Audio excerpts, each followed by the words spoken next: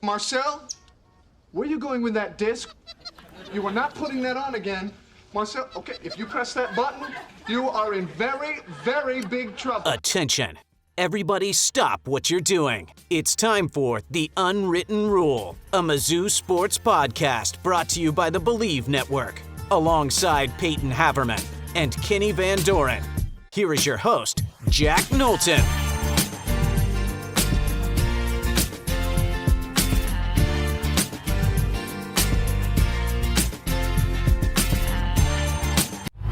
Okay, here we are on Saturday for you guys. Mizzou football is 5-0, Peyton and Kenny.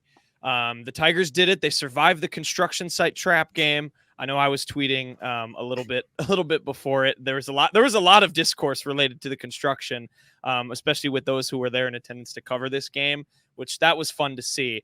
But getting into it, first and foremost, it was a 38-21 win, and Mizzou football is now 5-0. They survive, and now we can finally have the reality that I think I've been trying to manifest, at least on this show, for weeks now, which is going into this LSU game now 5-0. So very, very exciting stuff. We're going to dive into all of it, but real quick to do the Bet Online read. So quick word from the old sponsor, Bet Online. Football is back. Bet Online is your number one information source for all your sports wagering info, with all the up-to-minute stats, news, scores, and matchup breakdowns. Get the latest game odds, spreads, and totals from the NFL and college football at your fingertips with BetOnline's real-time updates on statistics, news, and odds. I know we use them for our Best Beats of the Week segment, so it's very handy. From Week 1 all the way to the college football playoff and Super Bowl, BetOnline gives you access to the best football promotions and contests available anywhere online. Head to the website today or use your mobile device to get in on the action. And then remember to use our promo code BELIEVE. That's BLEAV. Believe, to receive your 50% welcome bonus on your first deposit. Bet Online, where the game starts. Okay, we have a bunch of specific talking points. This was an interesting game, I felt. I think we kind of all had the same take diving into it. But first impressions, Mizzou 38, Vanderbilt 21. Tigers are 5-0, and Mizzou fans, you can all breathe a comfortable sigh of relief. 2019 did not happen all over again. Yeah, that's the main thing out of this. Mizzou's 5-0. There were a few hiccups along the way, but largely never really felt like Vanderbilt after the first quarter was going to be able to crawl back into this one.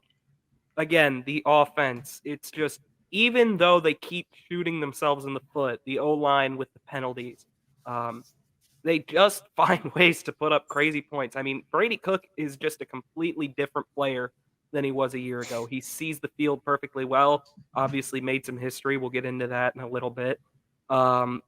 Luther Burden has just emerged as an absolute game breaker. And they've gotten contributions from the other receivers as well. I mean, Mookie Cooper and Theo Wease both had nice days as well.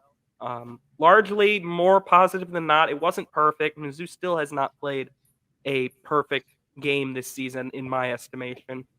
But even in spite of that, they're 5-0, and that is absolutely what you would have hoped for going into LSU. Even if they wind up not coming away with a win against LSU, I mean, this is an overwhelmingly positive so far this year. Yeah, I think we were a little bit too cautious coming in this game, and I think we had every right to be, just based on Mizzou's history in all sports, especially football and basketball. You call it a Mizzou moment. There's something that happens. Kentucky last year, Auburn last year. We were just waiting for that one hiccup, that one small thing to just take a good season, a good game, and just really throw it down the drain. Coming into this one, it felt a lot like 2019. The big difference is not the same head coach. There's 4 players from that 2019 team on this 2023 team. There's a lot of different players that came and gone, 2 different quarterbacks in that time. And I think we just maybe overthought it a little bit. And I think that's okay. It's okay to overthink some of these games just based on the recent history of this Mizzou football team. We're seeing a very confident Brady Cook, a different guy. That you see this guy walking on the sidelines. It's not the same quarterback from last year. He believes in himself. He believes in his own players. He has a stronger offensive line. Like Peyton said, nothing's perfect. I mean, go into this week, and of course they won. They won big. There's a lot of things you can nitpick. You can look at a little bit more, and we'll get into all this right now. But this team looks just stronger than last year. And I think we don't have to, just sit back and be like, oh, they could lose a trap game. They could lose this game going on the road. Drinkwitz doesn't have the best record on the road. We got to give them credit, though. This Tigers team is doing it all, and they do have some hiccups, some things that they'll need to work on both sides of the ball. They've looked great through 5 games and one more game, and they've clinched a postseason play, and that's what the most important thing is about, any season. You want to extend it.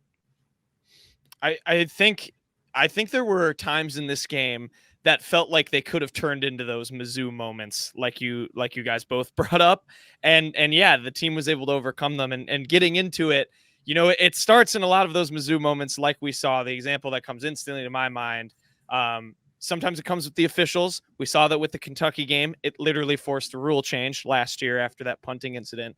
And I don't want to stick on this too long because I think there were a lot of good things, especially that Missouri did, to dive into. But we got to talk about it, gentlemen. The refereeing in this game was strange.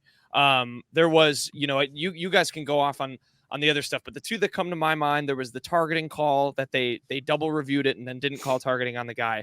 And the one that really got me was the first touchdown where they said Luther didn't get in. Mizzou was just tried to get to the line, hurry, and sneak Brady Cook in. They do that, and then the refs go back and say, no, we wanted to run a review, and that play gets negated. I mean, that had felt like I went through all the hypotheticals. Like, think about if that was a third down in the fourth quarter and it's a 1-score game, and then you get the first down, but no, you don't, because the refs wanted to review. Like, all sorts of craziness. You guys can mention some of the other stuff, and then we can move on. But there was some strange behavior from the officials in the stripes today. Yeah, I mean, they scored 3 touchdowns and got 7 points for it. That's kind of what it was. I mean, it was a bit funky. I mean, just the constant announcements that Luther Burden is identifying as number 47 on the punt return. Yeah. Just a lot of weird things that I'm not used to seeing. It really did, since it was so early and Mizzou kind of handled their own business. It became a small thing. But I mean, I will say this of officiating, the penalties for Mizzou, and I think largely almost all of them were fair enough calls. That last hold on Javon Foster I thought was a bit ticky-tack, but it has been kind of the one thing that has really held Mizzou back in a lot of instances this year, especially on the O-line. The O-line, the last few weeks, it feels like, when they have not been committing penalties, they have really done a great job, especially in pass protection. Brady Cook has not been under pressure a whole lot. I can't even think of a time. Did he get sacked today? I don't think he did.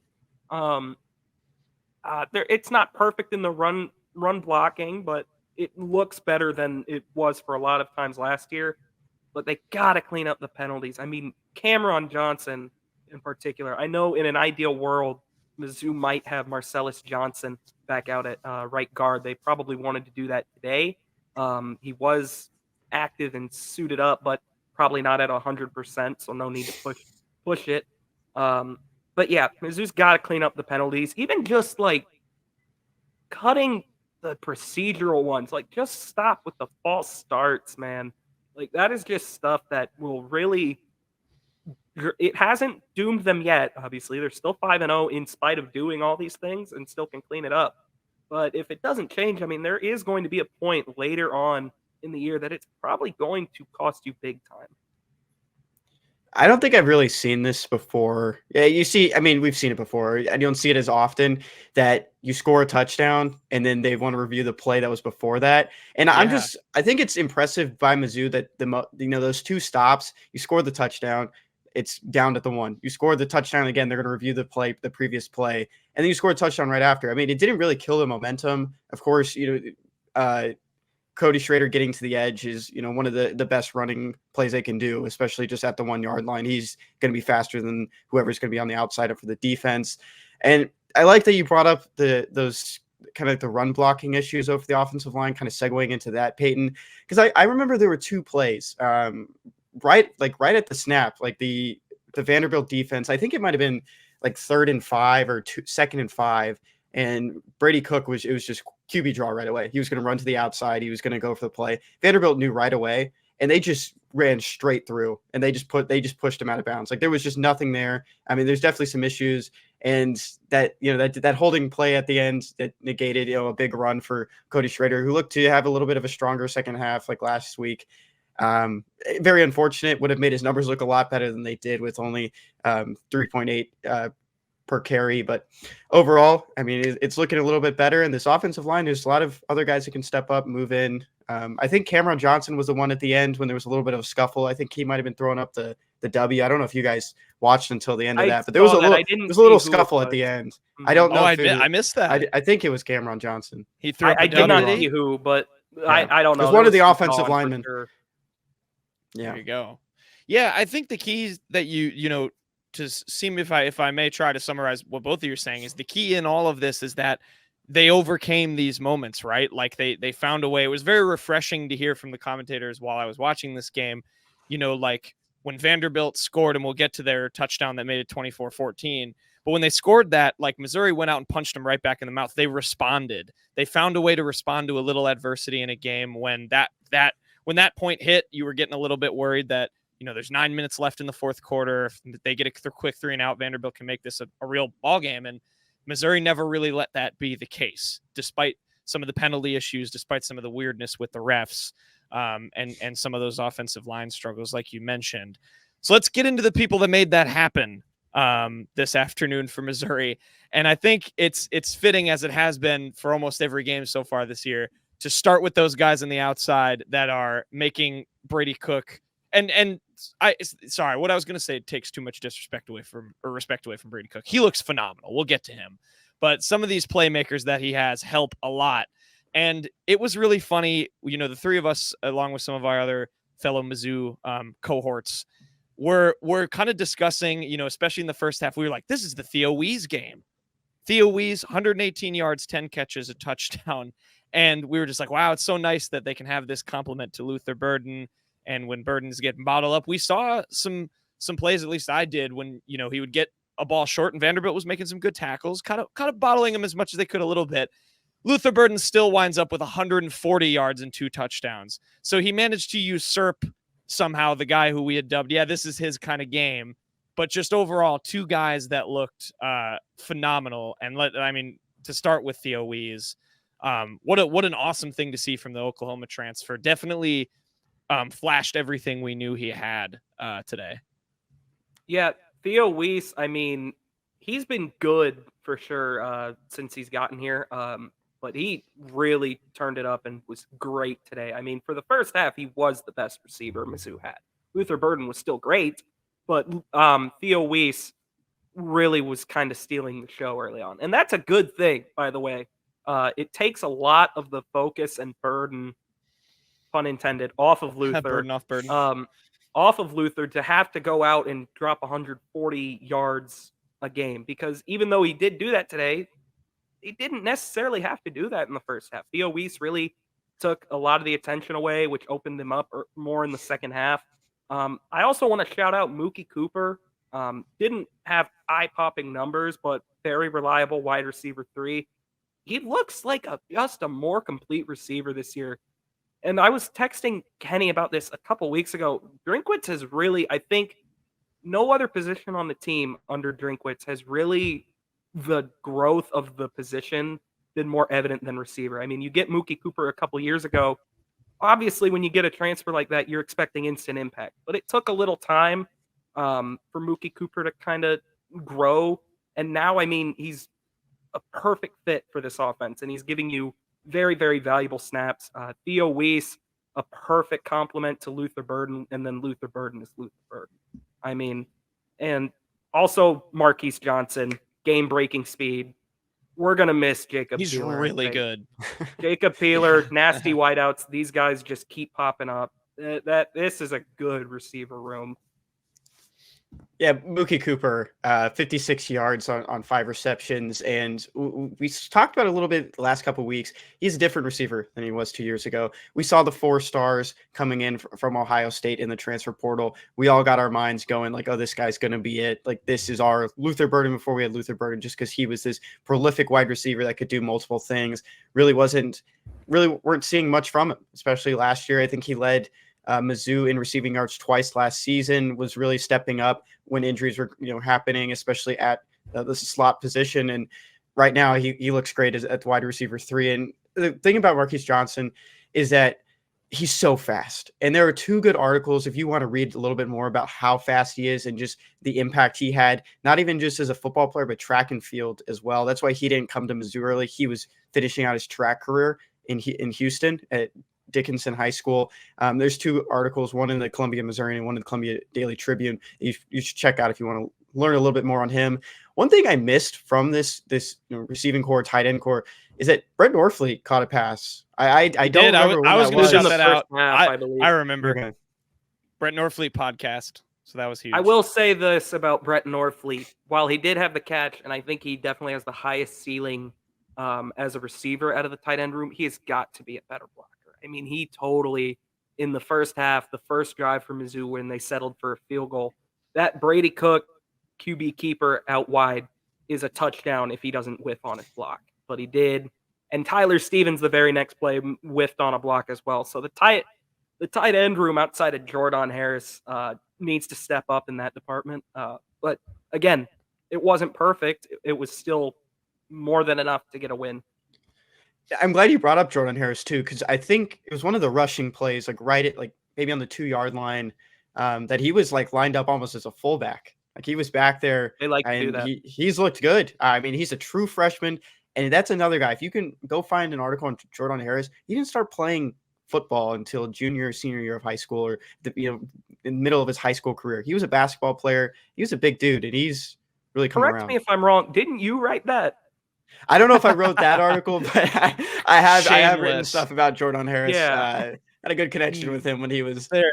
It was actually between Vandy and Mizzou. Those were his top two. And I actually thought he was going to go to Vandy because I thought he would get more playing time. Mizzou saw a lot in him, and the defensive coaches were recruiting him.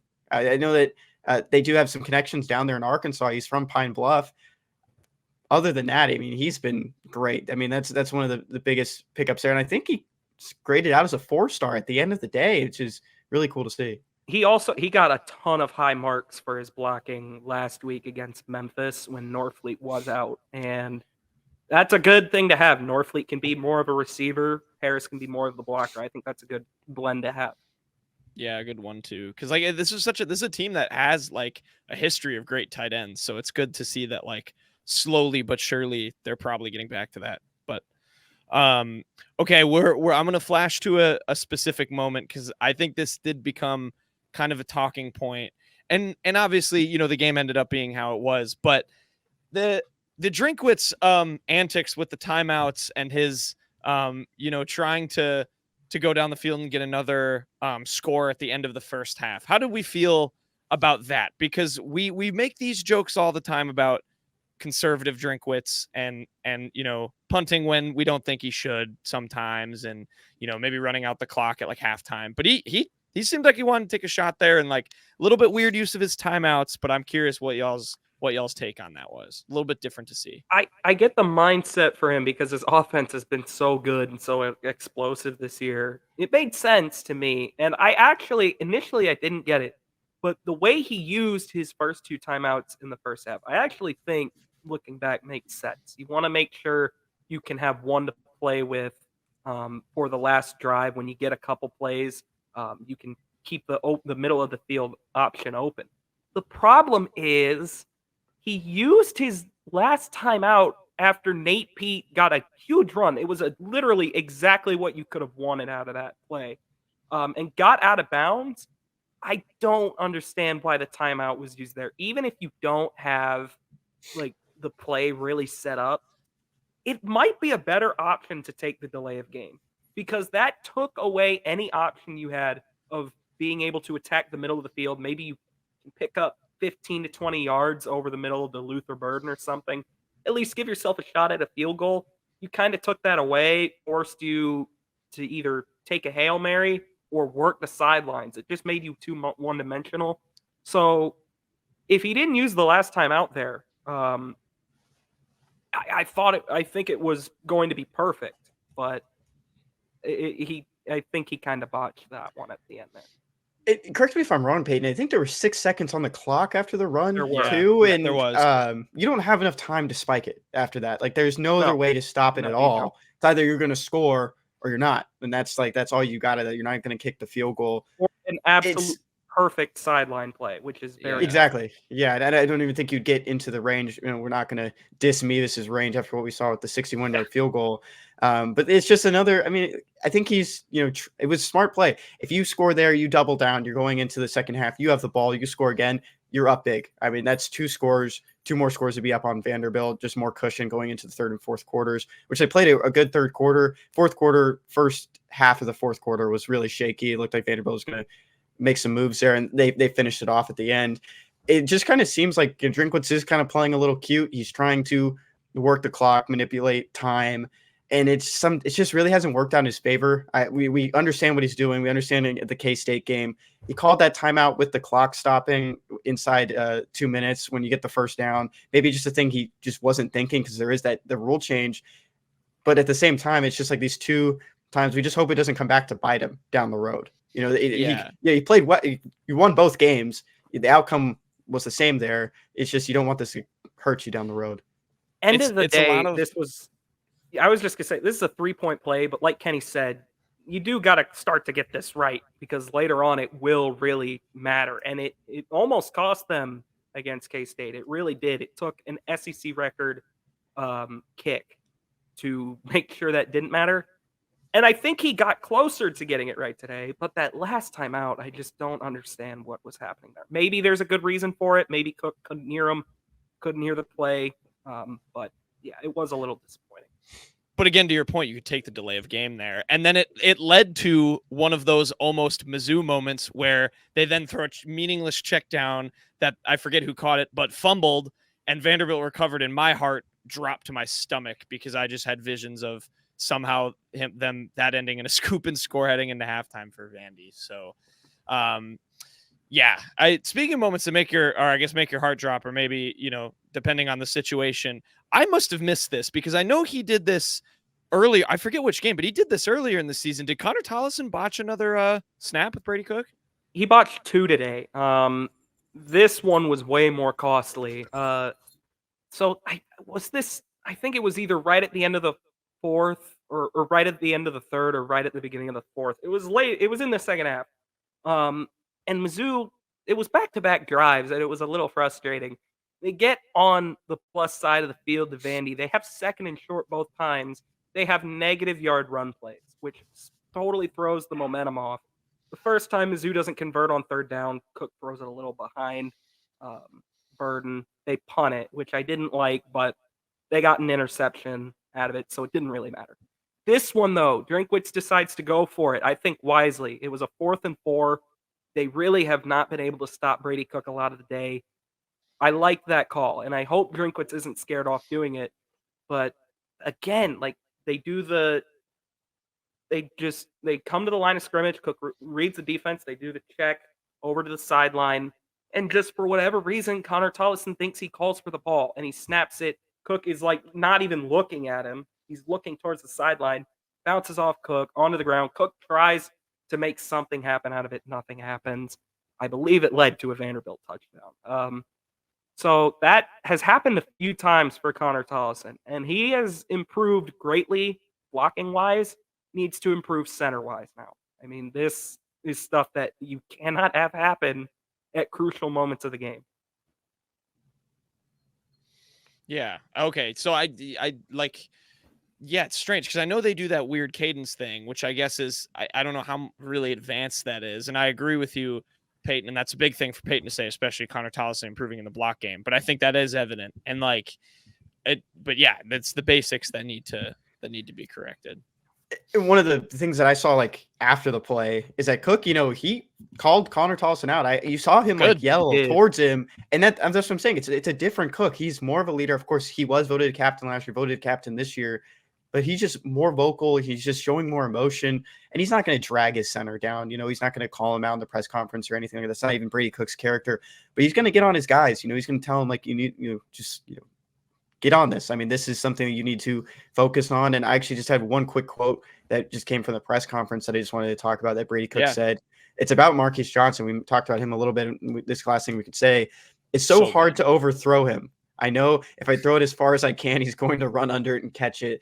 Just talks even more highly about how fast Marquise Johnson is. Yeah, he's fantastic. He's really, really fun. I think, like Peyton said, it's a testament to who Jacob Peeler has found and how he's gotten these guys to build a dangerous wide receiver room.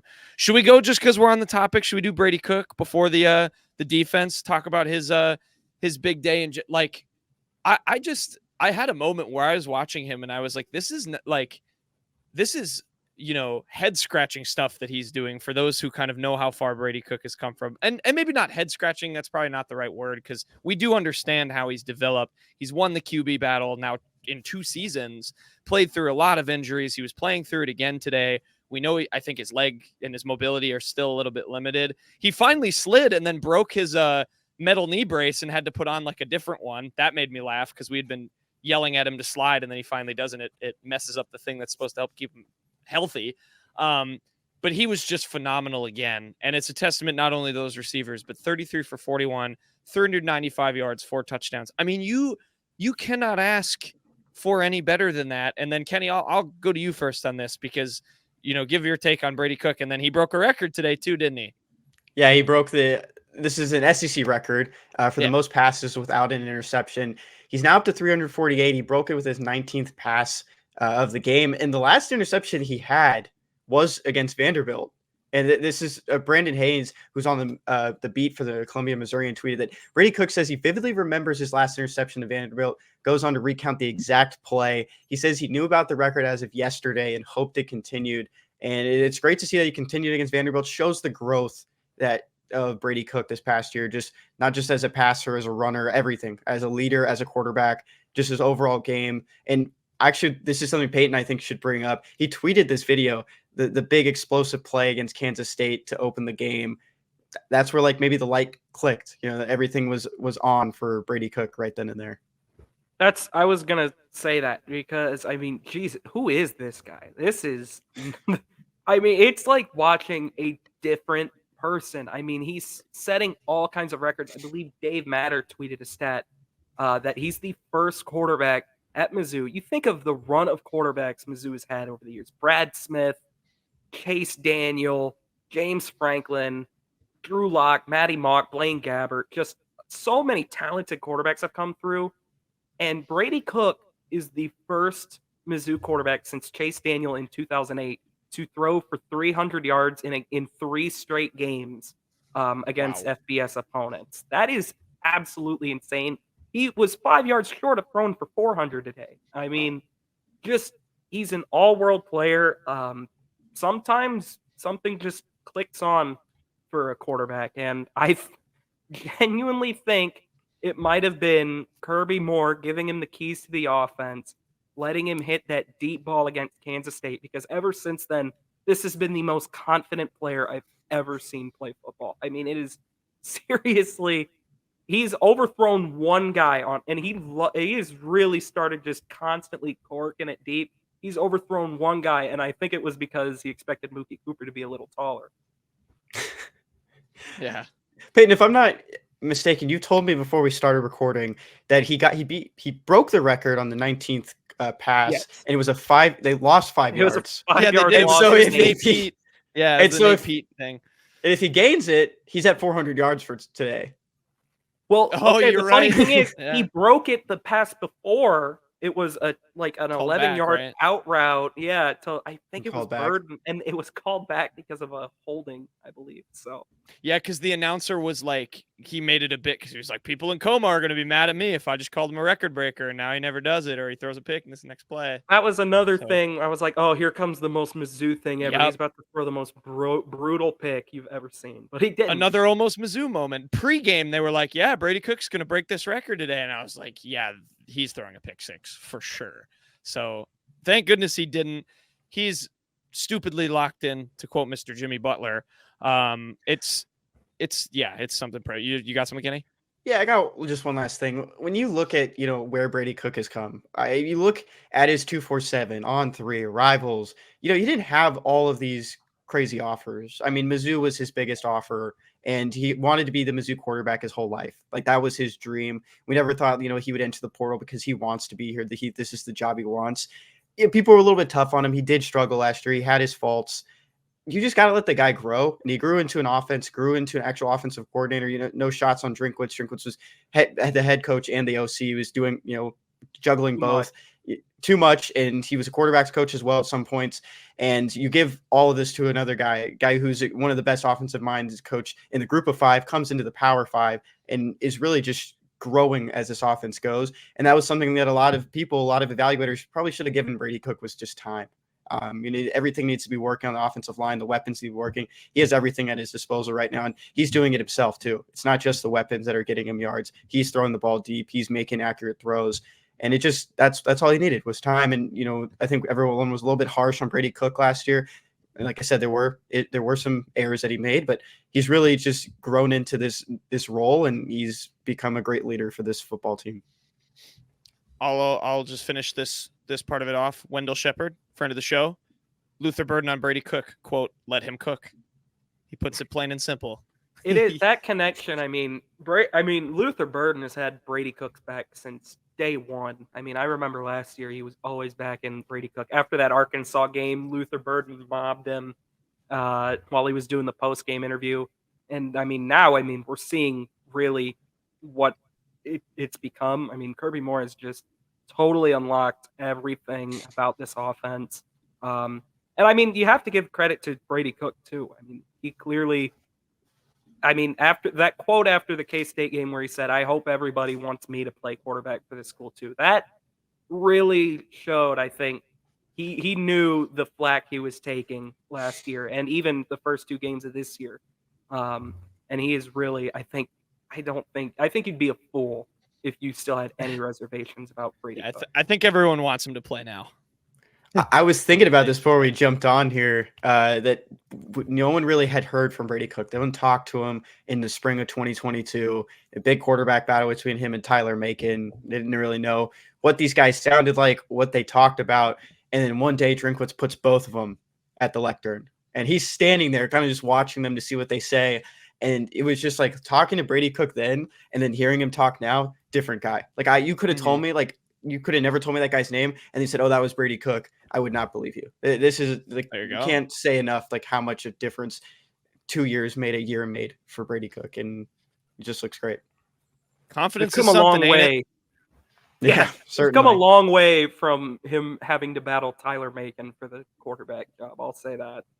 Yeah, we've come. The Mizzou has come a long way in a lot of departments at the start of this 5-0. Go ahead, yeah. And the broadcast mentioned it that the competition really built him. I mean, it turned him into a different player. And the competition this year was a lot better. You had a guy who played at Miami and a 4-star quarterback who, has looked good. Sam Horn is, he had one of the best high school wide receivers of all time as well. Other than that, it's just they mentioned the Manning Passing Academy he went to this summer. We've heard that, and there's a lot of things that have contributed to a better season for Brady Cook. Maybe one of them told him something. Eli or Peyton. You got some words? What about Arch? Or Arch? Yeah. People are saying Arch is up next. All 3 of them is that Brady Cook can actually run around. There you go. Yeah, he can. That's the only difference I can think. Yeah. Oh, me too. Accuracy equal.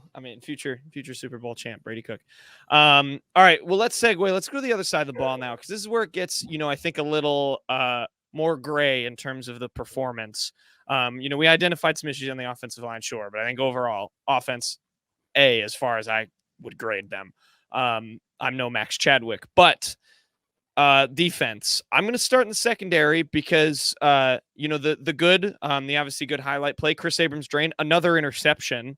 That's big. So what is he, have 3 now? I think it's 3 in his last 3. 3 in the last 3. 3 1 in each of the last 3 after having 0 last year. Yeah, so there you go. So a good improvement from him. I thought they had some good coverage, but there were some miscues, gentlemen, the secondary too. I know you guys want to touch particularly on that second Vanderbilt touchdown that made it 24-14. What happened? Yeah, look, like we mentioned previewing this game, Vanderbilt has very talented receivers. Will Shepard, I think, is an NFL receiver. Kyle McGowan, he was bottled up largely for most of the game, but he was that touchdown really was kind of what I was afraid of. Oh, Jaden McGowan, by the way, not Kyle. Kyle McGowan is someone else. But that second touchdown, I mean, and really the third touchdown was the one where I was like, really, are we doing this right now? There's just been cracks in the pass defense this year, and it largely hasn't been from the cornerbacks. I don't think I've ever seen Ennis or Chris Abrams-Green get torched deep. I know Ennis had one rep he lost against Shepard, but other than that, he was literally perfect. The safeties, though, I am really starting to be a little concerned. I mean, Joseph Charleston last year, very, very solid for them. He wasn't like a game breaker, but most of his Mizzou career, he's been pretty good. Today, he was really struggling. I mean, it looked like he was really just reacting super slow on that third touchdown. Sometimes, like I said, I mean, players like Shepard and McGowan are going to make plays, but it was pretty concerning. It ultimately was just 5 or 6 bad plays for the defense amidst a pretty decent day, but they were really, really bad plays.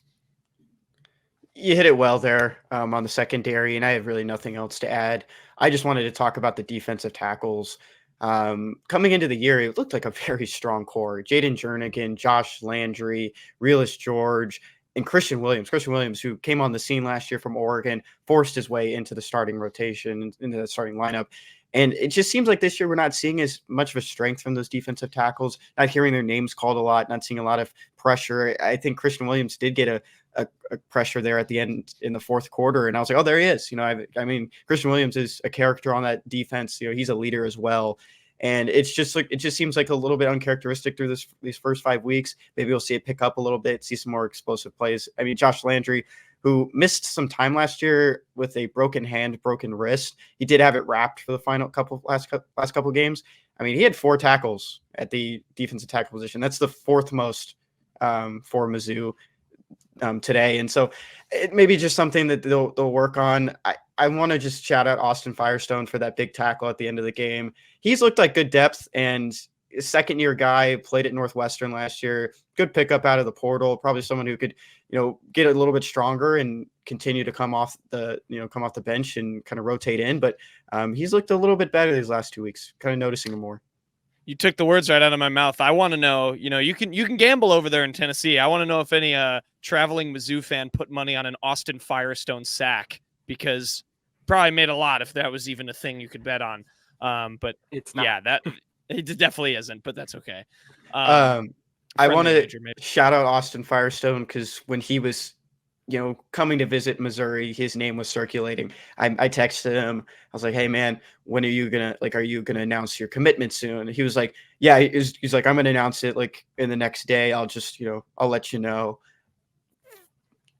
40 minutes later, he committed to Mizzou. I mean, it was just that quick. Like, I finished up an interview with him. I was like, "Hey, when can I expect you to just commit?" And he was like, in the next day or two. 40 minutes later, the graphic pops up, and I was like, "Okay, man." Like, maybe your interview brought him the clarity he needed. He was just waiting for the graphic. It's like I really like waiting for the graphic. Whenever the graphic gets in. Yeah. I did want to kind of piggyback off what Kenny said, though. The D ends have actually, for the most part, I mean, that was maybe the biggest concern coming into the year on the defensive side of the ball. I liked what I've seen mostly from the defensive ends. Firestone has made a couple plays the last couple weeks. Darius Robinson, I'm kind of glad he got the day off today. Drink said his calf has been nagging him. Don't want to push any kind of nagging injury like that, especially going into a game like LSU. But when he's been playing, he's been productive. And obviously, we've talked about Johnny Walker. I mean, he has probably been the brightest emergence on the team so far this year, I would say. I don't need to see him drop back into coverage and try and cover Will Shepard with Tyron Hopper anymore. I saw that on a shallow crosser late in the game, and it went for like 30 yards. But for the most part, I've liked what I've seen from the D end room. I think it's been maybe not more than enough, but like it's been a solid group. And against the run especially, I mean, the entire D-line, the interior and the D ends have been out of this world this year. Go ahead, Kenny. Got to shout out Niles Gaddy as well. Maybe you haven't seen him the last 2 games, but he did win SEC Defensive Lineman of the Week. So he's been a great pickup in the portal as well. Of course, yeah. Yeah. I forgot about him. I paid that, like, this just popped in my head while you were saying your piece, and you guys feel free to weigh in or not on here, but like, I almost feel like, to generalize a bit, what we kind of wanted to happen so far with how this offense and defense has been balanced in terms of production has sort of happened, where we knew in this season with Blake Baker, like, the defense had a lot of high expectations. I think a lot of people thought it would be really good. And the hope was that the offense would be able to kind of reciprocate that and perform to, kind of match its level, especially if the defense underperforms a little bit. And I think that's like kind of what we've seen, where the defense has maybe underperformed a little bit, but is still very good. There's still a lot of talent there. And then the offense has, I think, blown us away in terms of how it's sort of found that balance, if that makes any sense. Because I just know, like, I don't know, the defense, I think, for me has been overall a little underwhelming, but then the offense has been way over. That was the thing that needed to happen coming into the year. You needed the offense to really step up this year if you wanted to have a good year. I kind of did, just because defense is so fickle sometimes, and last year they were so overwhelmingly good. I did expect a little bit of a step back, and they have taken somewhat of a step back. It hasn't been bad by any stretch. No. It's been a good unit still. It's not been as dominant, I would say, especially on 3rd and 4th downs. They've done poor for a lot of the year getting off the field. They were much better today, by the way. I don't know exactly what Vanderbilt was, but they were late in the game, 2 for 8. And Mizzou's offense, I mean, they came into this game 3 for 21 on 3rd downs. They were way better today as well. Converted at least 50%, I believe.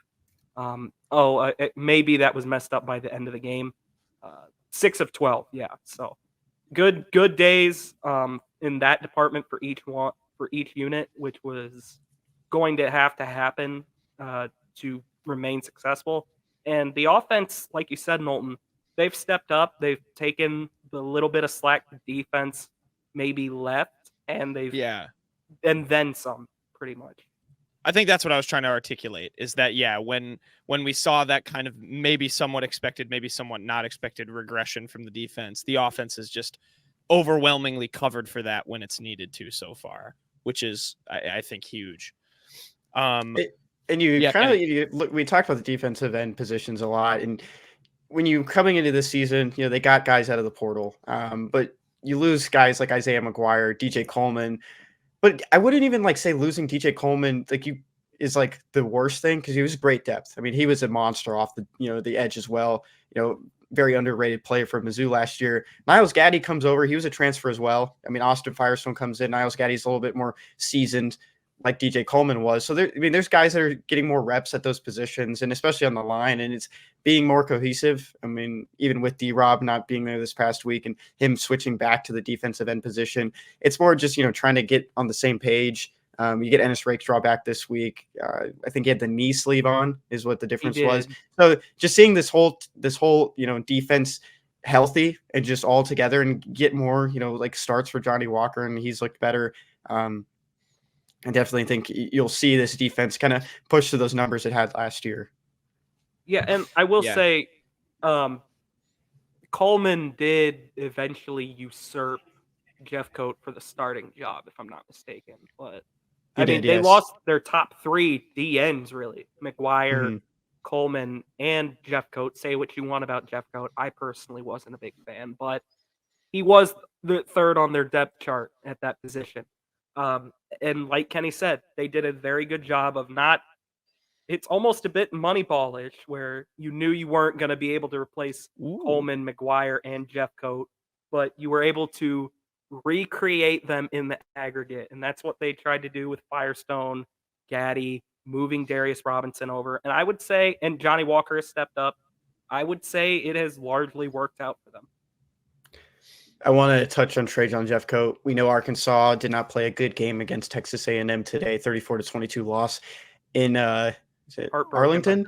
Yeah, Dallas. I mean Arlington, but Trajan Jeffcoat. Guess how many tackles he had in this game? Goose egg.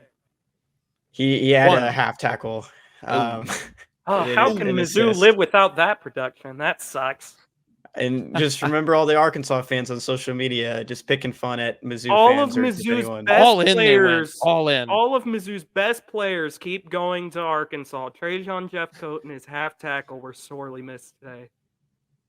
We will shout out their baseball team because they have one of the best They have Ty classes of all time.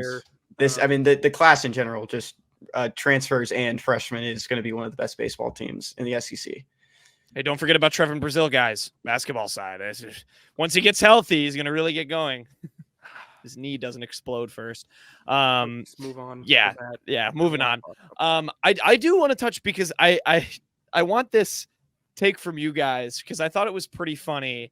The announcers at one point said that Vanderbilt special team. Shout out to Kenny with Matthew Hayball, and he was good today. Vanderbilt's punter. He had some boomers. Avoided kicking to Luther Burden, so good take on that, Kenny. But there was a point when I remember the announcer saying that Mizzou has reciprocated Vanderbilt being really strong on special teams. But from what I know, we had some Eric Link moments in this game. So again, we talk about things that can hurt this team as the SEC play wears on. That is a thing I definitely still was not sold on. We don't have to dive too deep into it. That is not a part of their game I am still at all sold on. I didn't see any improvement today. I mean, here, apart from the punting, Luke Bauer had a good. fantastic punt that the defense almost immediately ruined because of a roughing the passer. Just a horrible. But that was the worst penalty of the game. Realist George getting a roughing the passer. That was bad. On when the ball was on the 1-inch line. That can't happen. But again, they wound up punting, so it didn't matter. But outside of that punt, I mean, Bauer kicked one into the end zone from plus field, which is not what you want. Again, I don't understand why Mizzou ever runs out kicks on Me kickoff. neither. Just fair catch it. And they did later in the game. But they did it for some reason today. No, I mean, and I guess there weren't any snapping. And I mean, they didn't do anything great today. They were fine. Right. That's why I was just like, I didn't feel like they reciprocated. Yeah, I didn't Vandy feel or like, whatever. and I didn't feel like Vandy made a lot of plays on special Yeah, right. teams. It was just like a typical game. Yeah. All right. I wanted the thoughts on that. Yeah. I don't know if you guys saw the field goal for the first score for Mizzou. I think it was a little bit like wonky because Mevis was going to kick it and the ball wasn't even coming yet. Yeah. I don't know if you guys saw that. Like it was delayed. It was a line drive. No. Yeah. His kick was weird because of like he was stepping into it and the ball wasn't snapped yet. It wasn't even like in the motion of snapping. He had to delay himself. So that's why it was so low. He didn't get any arc under it then. He also and there kicked was an one offside that on that. Yeah. He why also don't kicked you one accept that it? That was a message we got. That was a I to be honest almost thought I kind of forgot it wasn't an automatic first down either. So for a second I was about to start yelling and then I was like, oh wait, Peyton reminded me. It was like you guys don't think that Drinkwitz doesn't know that, or they don't tell him? Like if they're gonna tell him that, hey, you still don't have a first down. They showed him. No, Drinkwitz. I don't think you should give Drinkwitz that much credit because they showed him and he mouthed like, "Oh, it's not a first down, right?" And the ref was like, "Yeah," and he goes, "All right, we'll take the points." He said he was just making sure he didn't. I mean, he was making sure that he doesn't give them the first down. I'll give him some more credit, I guess. But I don't trust Drinkwitz. I am normally a very much a go for it, like be aggressive guy. Mm-hmm. That would have made no sense to really go for it there to me. That's why I asked you first, because I was like, I feel like Peyton should be getting mad at this, but he's not, which means he probably knows something that I don't know. But yeah. So I mean, a big win. I think an overall really dominant performance. There was some weird stuff that happened. Like Peyton said, they didn't play perfect, but they got the job done. Certainly a lot better than 2019. Kenny, your 3-player fact would have been a fun one for the other segment that we do instead of the Pac-12 thing. What 3 players were on the 2019 team? That I think it was 4. Vanderbilt? It was 4. Yeah, or 4. Yeah. See, and it want to try it? I know which. It's up to you. No, Jack. Then Jack, you try it. Yeah. To pick the 4? Yeah. Yeah. I mean, we mentioned one. When you really think about it, it makes a lot of sense. Every one of them. I think this is going to take me too long. I don't know. Okay. Robinson. Darius Robinson. Okay, yeah, he didn't play today. So that's Chad why I Bailey. removed him. Yep. Xavier Delgado. And who was the last Okay. one? Javon Foster. That's right. And Oh, I believe yeah. Wow. Foster and Bailey played, or maybe it was Foster and Delgado played. Those two do of them all make played on sense. special teams the last Yeah. time Mizzou lost to Vanderbilt. Nice. Okay, well, quick thing before we call it. I mean, 5-0. We're recording this on a Saturday during this. What if it everyone go watch this? But if you're watching on Saturday, go flip on the LSU Ole Miss game because it's a wild one. 42-34 in the third quarter. Over. No, I get it up quick. You watch. But Editing master. LSU next week. We're hyped now. Yeah, no, they did what they needed to do. Win or lose, I don't think your season is broken if you lose next week. I think it's no big deal if you lose next week. I think Mizzou absolutely can win next week, especially because, boy, LSU's defense is suspect, but they got to LSU 5-0. That was what they really needed to do to potentially have a successful season. If you lose next week, whatever. You still have plenty of time to make it a good year. I'll talk more about it in the preview, but one thing I'm just going to say now is that this is the Mekhi Wingo Bowl. You have to beat Mekhi Wingo. That's all you got to do. Beat Mekhi Wingo. Beat Mekhi Wingo, you beat LSU. Yeah, I'm very excited. 5-0. Mizzou is now avoiding the trap game in the construction site. I love that Mevis literally hit the side of one of the buildings they were building on an extra point. That made me laugh. That's my last note. Mizzou 38, Vanderbilt 21. We'll look forward to LSU next week. And for the three of us, this is the Unwritten Rule presented by Bet Online.